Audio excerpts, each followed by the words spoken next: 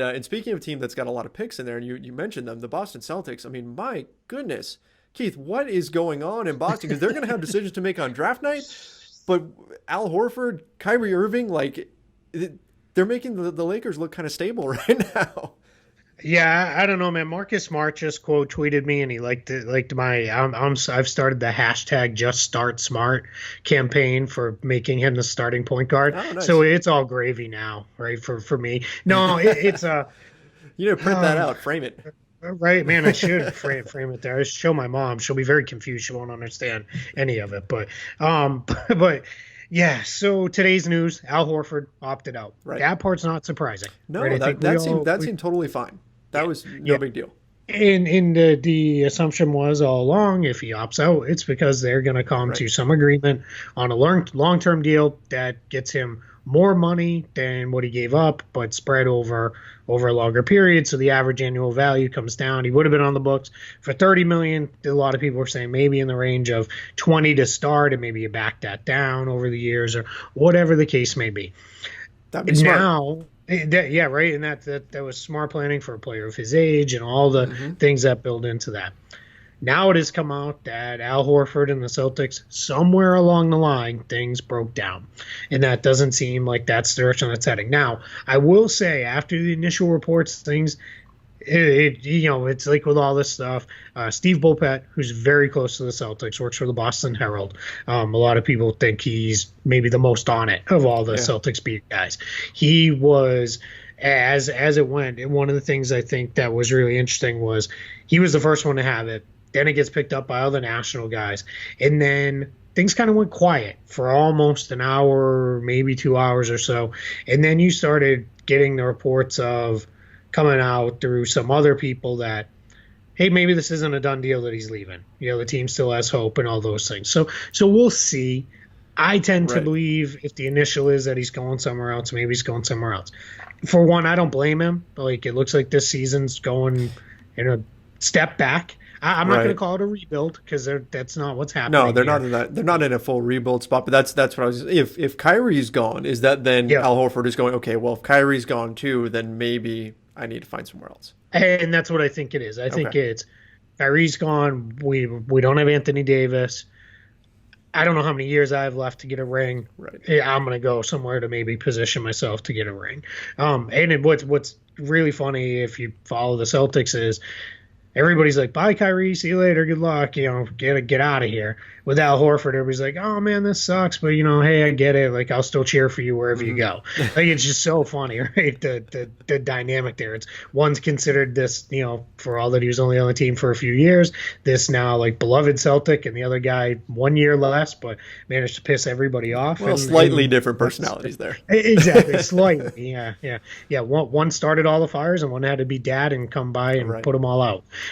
So now it looks like Al Horford's going to go. So what that does is that really changes the entire dynamic of the offseason for the Celtics. Because even without Kyrie Irving, there was a sense of, hey, we can still be really, really good. We've got Horford, we got Tatum, we got Brown. We'll go get a point guard. We'll figure this out. Maybe we trade for Mike Conley. Maybe we get in on D'Angelo Russell somehow and those kind of things. I'm not saying all those things have changed because they're still going to be a pretty good team. It's still the Eastern Conference. They've still got a lot of talent. In some ways, I think they might be your classic less is more team because we saw that anytime they went to what the Celtics fandom likes to call the hospital Celtics, which was the injured banged up bunch, they'd rip off a bunch of wins and look good. And I think it was because everybody was a lot more comfortable. They felt good about, hey, I get my shots now. I'm in the spots I want to be in. So what I'm looking at here going forward is I think you are really feeling with the Celtics of it just changes the whole goals of the offseason. They're not going to push now, I think, to make a major free agent signing or a massive trade. I think it's going to be let's breathe, let's take a step back, moves around the edges, we'll fill out the roster with guys who are becoming a little undervalued potentially. Think of it what it was like a couple years ago. Evan Turner Right. for really cheap and was Yep. really good. They really kind of stole Isaiah Thomas, for next to nothing. Jay Crowder, they got that ended up being the most impactful piece of that entire Rajon Rondo trade. That's what I think you're looking for now from the Celtics is resetting. And I think those draft picks, to bring it all the way back to the question you initially asked, I think they're going to be a part of it, whether they use them in to select players themselves. They aren't going to bring 3 guys in. No. They make 3 selections. They are either making one of those selections for somebody else because it's going to be traded, or they're making one of those selections to stash a player overseas for a year. Like that's just they're not bringing 3 rookies onto this team. They're already young enough. With it's the same thing I said with the Hawks. You can't have too many young guys because if they all end up really good, you're kind of screwed cap wise. Yeah, so speaking of that, speaking of the cap, you lose Kyrie, you lose Al Horford, and looking at their salary sheets here, that you've got over 50 million there that you're now not having on the books. That actually frees up a little bit of room for them to go play with. Now, I don't know if that makes them a major shooter for some of the top guys. You mentioned D'Angelo Russell and stuff, but is that something that where you see them maybe facilitating a trade or doing something that we didn't expect? We thought they were going to be pushing their chips in and looking to land at Anthony Davis, and obviously that didn't happen. It seems like the path is here for them to pivot pretty quickly using some of that cap room in a lot of other ways. Yeah, they could. They project to have about 28 million if they wipe all the free agents off the book and keep all the draft picks. So if they end up moving off a couple of those draft picks, that'll climb a little bit. They'll be right in the range of 30 million. Call it that. So what you can do there, right? That's enough to go make what I like to call a tier 1 max free agent. That's enough to make an offer to one of those guys. If you got the sense, you could get involved in a tier 2 guy, the 7 to 9 years of service guys, then you're there. You can get there. You could use a pick to trade away a salary or trade 2 of the draft pick, whatever you need to do. You would get there if you need to. So what I think ends up happening is I think they'll talk to some guys. I think I wouldn't be surprised if they have at least some form of a conversation with D'Angelo Russell because he does fit the timeline with Tatum and Brown and those guys. But I honestly think rather than go commit a whole bunch of money to one guy and then have that guy and Gordon Hayward on the books for half your cap, right. I think it's likely that they're going to take a more measured approach and then spread that around and take that 28 million and go get, $4 $6 million players or whatever the case is, and take shots on some guys who maybe they flamed out in other places. Maybe they're just, undervalued kind of guys. Redraft players, basically. Redraft guys or even veterans who have been around, like a guy like Ed Davis. Now you're in position to go if you want to. Yeah. Right, yeah. Now you're in position if Ed Davis has a whole bunch of 1 year $5 million offers, you could come in with, hey, how about 1 year for 7? Then bring in a guy like that, and now all of a sudden you're really filling out your roster with a lot of good quality guys. And I think it's going to be really important. Well, one thing I want to be really clear about too is that this is now Jason Tatum and Jaylen Brown's team as much as the way things are going to flow offensively. And I think the hope here is they're not going to bring in somebody else who's going to sacrifice that. It is very much the leader of this team, as he has been for several years now, is Marcus Smart. But Smart's a playmaker, defender guy. He's not going to be the guy who's going to say Kyrie's gone. He's not like I get 20 shots a game. Right. Yeah. That's a once a month thing maybe from him. And then Gordon Hayward the hope is he looks like the guy who flashed at times this year. But probably his best attribute this year for the Celtics was his playmaking.